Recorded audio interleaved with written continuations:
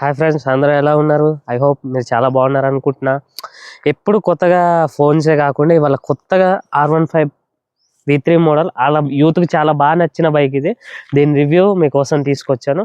I hope ఈ video నచ్చుద్దని అనుకుంటున్నా. మొత్తం చూడండి, దీని స్పెసిఫికేషన్స్ కానీ డీటెయిల్గా మీకు ఒక్కొక్కటి వివరిస్తూ ఉంటా. స్పెసిఫికేషన్స్ విషయానికి వస్తే ఇంజన్ వచ్చేసి 155cc liquid cooled 4-stroke SOH 4 వాల్తో వస్తుంది. మ్యాక్సిమం పవర్ విషయానికి వస్తే 18.4 10,000 RPMతో వస్తుంది. మ్యాక్సిమం టార్క్ వచ్చేసి 14.2 7,500 RPMతో వస్తుంది.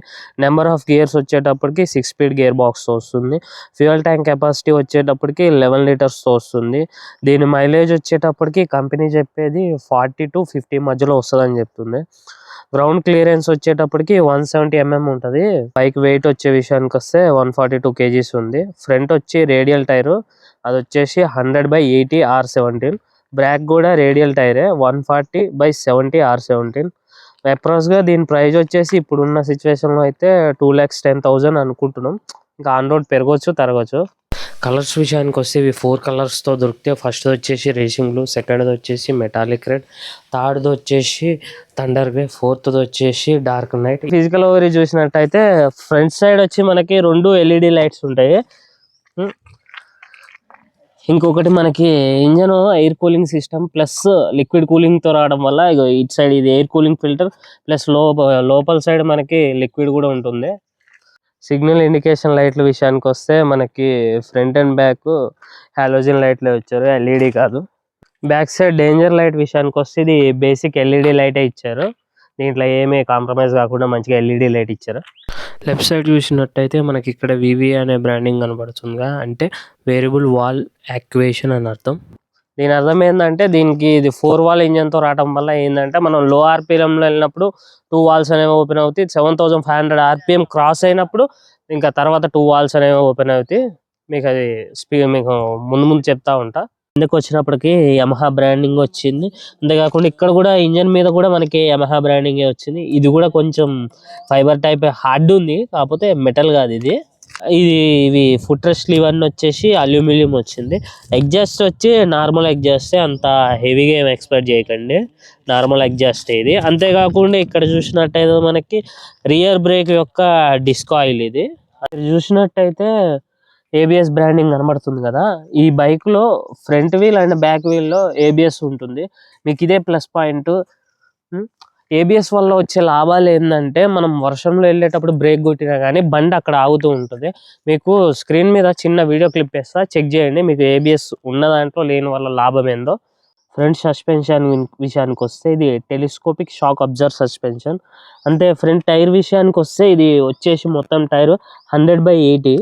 ఇది రేడియల్ ట్యూబ్లెస్ టైర్. ఇది MRF బ్రాండ్లో వచ్చిన రేడియల్ ట్యూబ్లెస్ టైర్.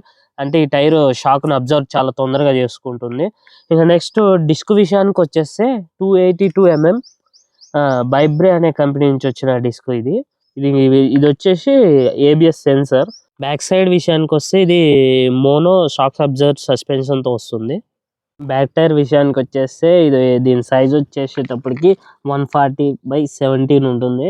ఇది కూడా రేడియల్ టైరే, మంచిగా షాక్ అబ్జర్వ్ చేస్తూ ఉంటుంది. ఇక డిస్క్ బ్రేక్ ప్లేట్ విషయానికి వచ్చేస్తే ఇది 220 mm నిసాన్ కంపెనీ నుంచి వస్తున్న డిస్క్ బ్రేక్ ఇది. ఇంకా అంతేకాకుండా ఇక్కడ చూసినట్టయితే మనకి ABS సెన్సర్ కూడా ఇస్తున్నారు. కెపాసిటీ వచ్చేటప్పటికి ఇది మనకి 11 లీటర్లు పడుతుంది. కంపెనీ మనకు వచ్చేసి 45 నుంచి 50 మధ్యలో వస్తుంది అని చెప్తుంది మైలేజ్. కాకపోతే కస్టమర్ చెప్పే లెక్క ప్రకారం ఏంటంటే లోకల్లో తిరిగినప్పుడు 35, ఏమైనా లాంగ్ పోయినప్పుడు 38కి మించి ఎక్కువ రాదని కస్టమర్ మనకు చెప్తున్నాడు. మా స్టాండ్ విషయానికి వస్తే ఇది సింగిల్ స్ట్రైట్ స్టాండ్తోనే వస్తుంది, డబుల్ స్టాండ్ ఉండదు. అంతేకాకుండా ఇది పవర్ స్టార్టే ఉంటుంది, కిక్ ఉండదు దీనికి. ఇంకో విషయం, దీంట్లో సెన్సర్స్ చాలా బాగా వర్క్ అవుతున్నాయి. ఇప్పుడు నేను స్టాండ్లో ఉంది, స్టార్ట్ చేసిన బండిని, నేను గేరేసి మూవ్ చేస్తే మూవ్ అవ్వదు, బండి ఆగిపోతుంది. సెన్సర్ అనేది చాలా బాగా వర్క్ అవుతుంది. అదే స్టాండ్ చేసి మనం స్టార్ట్ చేస్తేనే కదులుతుంది, లేకపోతే కదలదు. అదొకటి చాలా బాగా నచ్చింది బైక్లో నాకు. ముందర స్పీడోమీటర్ విషయానికి వస్తే మనం చూసినట్టయితే ఇది డిజిటల్ ఉంటుంది, బ్లాక్ అండ్ వైట్లో. ఫస్ట్ ఆన్ చేసామంటే హై బడి అంటుంది. ఇందులో ఎక్కువ ఏముండవు. ఇక్కడ మనకి స్పీడ్ చూపిస్తుంది, ఇటు సైడ్ వచ్చేసి ఫ్యూల్ ఇండికేషన్ ఉంటుంది. ఈ పక్కకు వచ్చినట్టయితే సిగ్నల్ ఇండికేషన్, దాని కింద లో బీమ్ హై బీమ్, దాని కింద ఏబిఎస్ ఉంటుంది. ఇటు సైడ్ వచ్చేటప్పటికి న్యూట్రల్ది, ఇంకా కింద వచ్చేటప్పటికి ఇంజన్ టెంపరేచర్ చెప్పొద్దు, కింద లాస్ట్ వచ్చేటప్పటికి బ్యాటరీ ఉంటుంది. ఫ్రంట్ సైడ్ మిర్రర్స్ విషయానికి వస్తే మరి అంత వైడ్ ఏం లేవు కానీ బాగున్నాయి మిర్రర్స్. బ్యాక్ కూడా బాగానే కనబడుతున్నాయి. కాకపోతే కొంచెం ట్రాఫిక్ లో ఇబ్బంది అవుద్ది, ఎందుకంటే సైడ్స్ తగులుతూ ఉంటాయి. హ్యాండిల్ చూసినట్లయితే మనం స్పోర్ట్స్ బైక్స్ మొత్తానికి ఇట్లా ఉంటుంది, ఆ థీమ్ లో ఇచ్చారు. దీనివల్ల మనకి మైనస్ పాయింట్లు ఏంటంటే ఎక్కువ మనం లాంగ్ టర్న్ తిప్పినప్పుడు ఇక్కడ తగలడం అనేది, మన చేతులు అనేది కొంచెం ఇబ్బంది ఉంటుంది. ఇది కూడా మొత్తం ఈ స్పీడోమీటర్ మీదకి వెళ్ళిపోతుంది. ఇక మొత్తం ధూమ్ అనేది తిరగదు, ఓన్లీ హ్యాండిల్ ఒకటే తిరుగుతుంది. మనం షార్ట్ కట్ తీయలేము, లాంగ్ కట్టే తీసుకుంటుంది టర్నింగ్ తీస్తందుకు. ఇప్పుడు మీరు చూసినట్టయితే చూసి ఎంత లాంగ్ తీసుకుంటుందో. సీట్ హైట్ విషయానికి వస్తే మొత్తం 815 mm ఉంటుంది. ఇది మొత్తం ఫుల్గా అందాలంటే మ్యాక్సిమం 5.6, 5.7 ఆ హైట్ ఉండాలి. నా 5.2 నాలా, లేకపోతే 5.4 ఉన్న హైట్ వాళ్ళు, కొంచెం పొట్టిగా ఉన్న వాళ్ళకి బండి బ్యాలెన్స్ చేయడం ఇబ్బందిగానే ఉంటుంది. ఇప్పుడు మనం మామూలుగా దీన్ని చిన్న టెస్ట్ డ్రైవ్ చేద్దాం.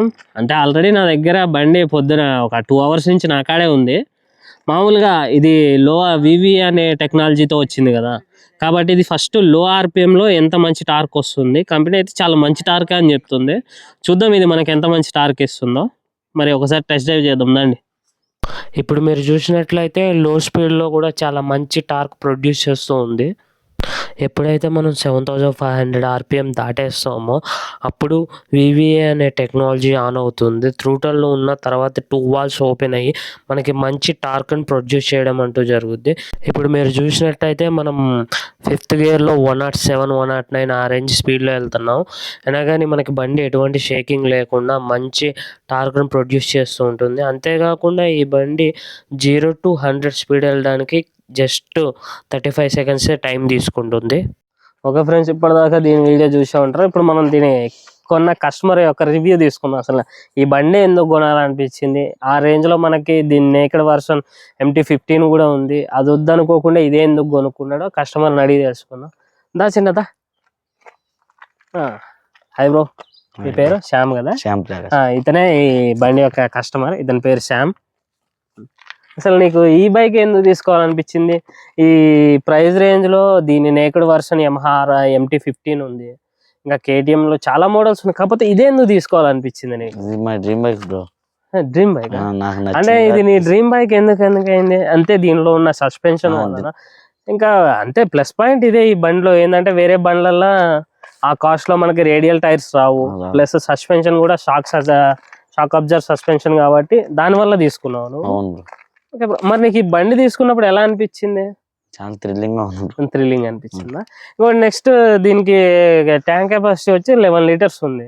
అసలు నీకు పర్ లీటర్ కి ఎంత వస్తుంది మైలేజ్? లోకల్ 35. మరి లాంగ్ వెళ్ళినప్పుడు 38. కంపెనీ క్లెయిమింగ్ కంటే కొంచెం దగ్గరగానే వస్తుంది అనమాట. ఐ హోప్ ఈ వీడియో మీకు నచ్చినట్టయితే లైక్ చేసుకొని, షేర్ చేసి, సబ్స్క్రైబ్ చేసుకొని ఇలాంటి వీడియోస్ మరిన్ని చేయడానికి మీ సపోర్ట్ మాకు ఇస్తారని మనస్ఫూర్తిగా కోరుకుంటున్నాను. Okay, thank you, bye.